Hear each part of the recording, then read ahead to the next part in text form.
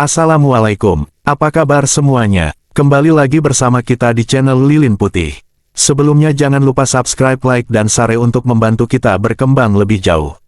Oke guys, langsung ke cerita. Nah, cerita kali ini adalah kisah tragedi posko KKN. Bekas rumah dukun. Rumah panggung itu adalah satu-satunya rumah yang bisa kami sewa untuk dijadikan posko KKN. Yang kami tak habis pikir, kenapa di kolong rumah itu banyak tulang belulang. Itu jelas tulang manusia, lebih tepatnya tulang bayi. Tempat apa ini sebenarnya? Gelombang Atret. Sekitar tahun 2014 silam gua ikut KKN di salah satu kampung terpencil area Banten. Kebetulan gua ditunjuk sebagai ketua kelompok KKN itu. Jumlah kami kalau gak salah waktu itu ada 7 orang. Gua gak akan sebutin nama mereka satu persatu karena udah lupa. Sebelum lanjut, gua punya sahabat namanya Indra, kebetulan dia sekelompok KKN-nya sama gua. Indra orangnya out of the box, nyeleneh, dan susah diatur. Gua sih sebenarnya males satu kelompok sama dia. Orangnya bener-bener susah diajak kerja sama. Nah, gua sama Indra ini udah sahabatan lama. Dari semester 1, tapi dia beda prodi. Gua pendidikan bahasa Inggris, si Indra bahasa Indonesia, Diksat. Kami KKN di kaki gunung. Itu gunung lumayan terkenal di Banten. Gua gak mau sebutin ya. Intinya deket banget sama jalur pendakian. Di kaki gunung itu ada kampung terpencil. Penduduknya gak banyak. Mayoritas penduduk di sana mata pencahariannya berkebun. Kebun pisang. Iya, pertama masuk ke kawasan kampung aja udah banyak banget pohon pisang di pinggir jalan. Ternyata kampung itu belum pernah tersentuh KKN sama sekali. Oke, biar enak sebut aja Kampung Cikoneng, nama samaran. Gua gak mau sebutin detailnya nama kampungnya soalnya takut ada yang kesinggung. Jujur kenapa thread kemarin telat karena gua lagi liburan masih di kabupaten yang sama bekas gua KKN. Agak ngeri. Oke, kami ketemuan di lokas KKN sama anggota lainnya. Selama ini kami cuma kontekan lewat grup BBM.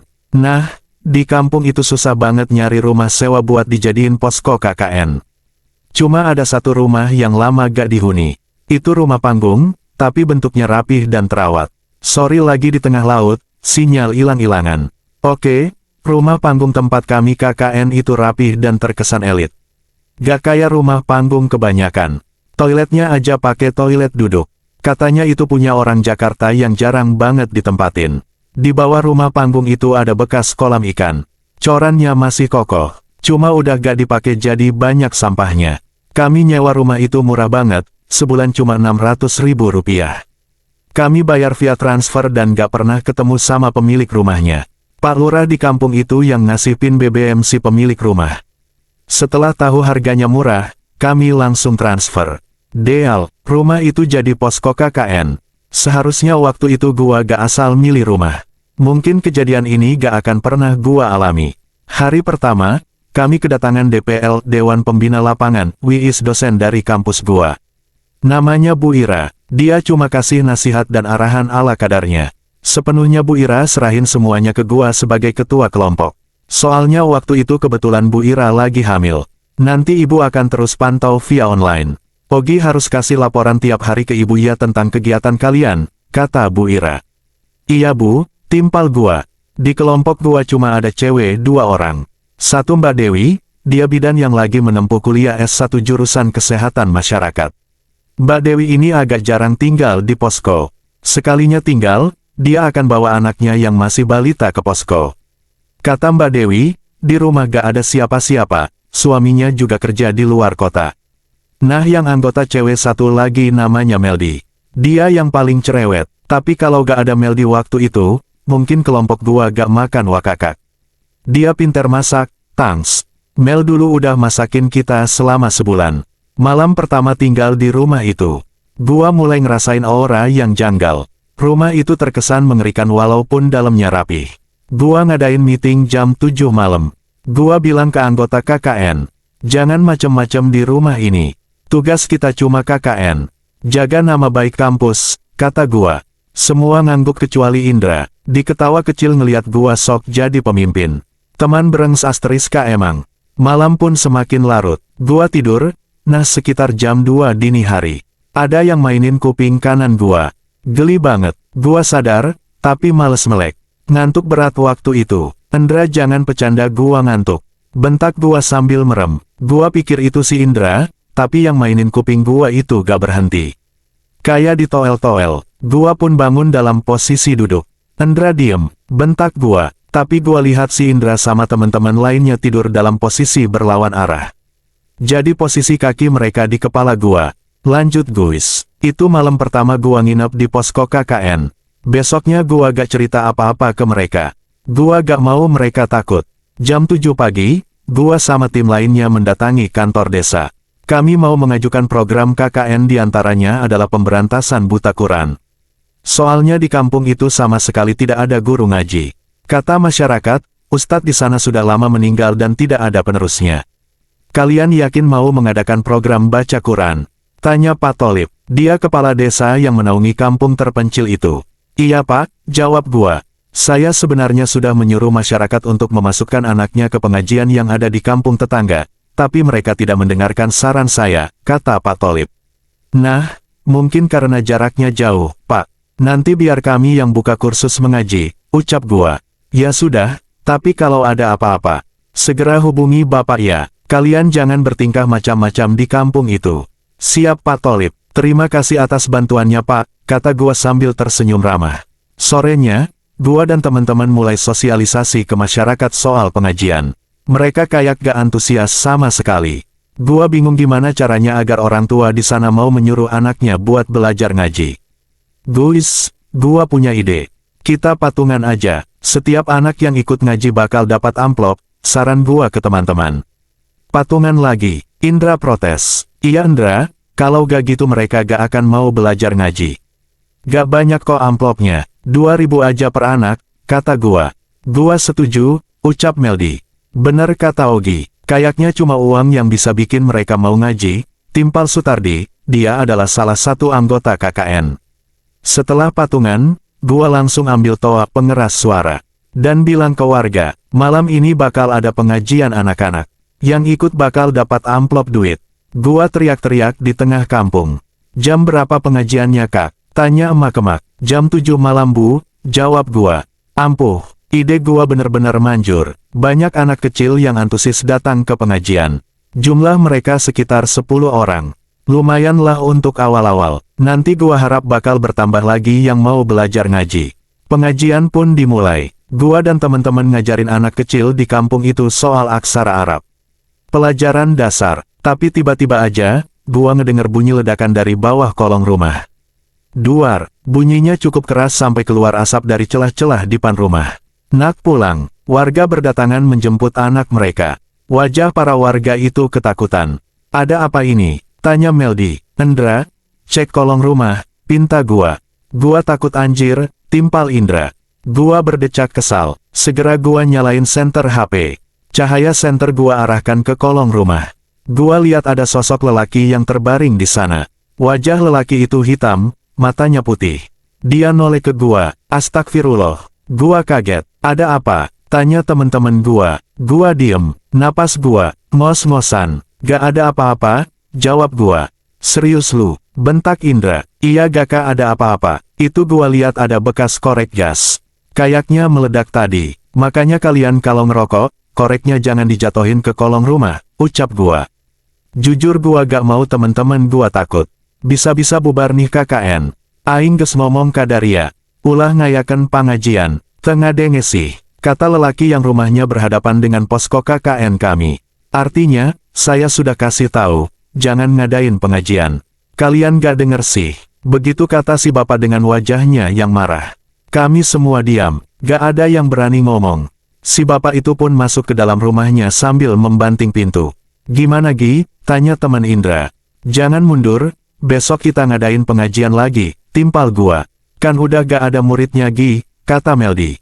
Kita aja yang ngaji. Ngaji Yasin, biar rumah ini hangat, ucap gua. Jujur gua sendiri ngerasa ada yang gak beres sama rumah ini. Siapa tahu dengan ngaji Yasin, bisa membuat rumah ini steril dari makhluk gaib.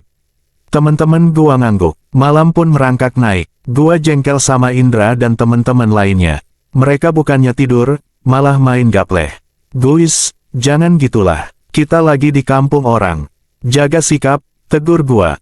Lagi, santai aja kali. Lagian kami gak berisik kok, Indra ngeyel. Ya sudah gua gak bisa larang mereka. Lagi pula mereka udah pada dewasa. Di dalam rumah itu ada 2 kamar. Kami tim cowok tidur sekamar, sementara Meldi sendirian karena Mbak Dewi dari awal KKN belum pernah datang ke posko. Untung aja Meldi orangnya gak penakut. Tengah malah, gua kebangun. Temen-temen gua udah pada tidur kecuali Indra. Kemana dia? Saat itu gua ngedengar suara aneh di ruang tengah. Kayak suara nafas yang terengah-engah. Gua ngintip dari celah pintu. Di sana gua ngeliat Indra lagi masturbasi, kolis sambil ngintip Meldi. Bangs asteriste emang tuh anak. Gua gak negur dia, gua masih hargai privasinya. Besok aja gua ngomong baik-baik. Tiap malam kamar Meldi dikunci, jadi aman. Indra gak akan bisa masuk ke kamar itu. Keesokan harinya, Indra mendadak sakit. Kata Indra, kelaminnya panas banget kayak kebakar. Segera gua bawa dia ke puskesmas. Setelah itu gua suruh Indra pulang, tapi dia gak mau. Dia masih pengin KKN. Jujur gua gak tega negur dia soal kejadian tadi malam. Biarin ajalah. Indra tolong, kalau lu masih mau KKN, jaga sikap, jangan macam-macam, ucap gua. Indra mungkin sadar dengan apa yang dia lakukan. Kemudian Indra masuk ke kamar. Dia merebahkan tubuh sambil terus memegangi bagian kelamin. Penyakit Indra semakin parah. Gua sempat lihat kelaminnya bengkak sebesar buah apel.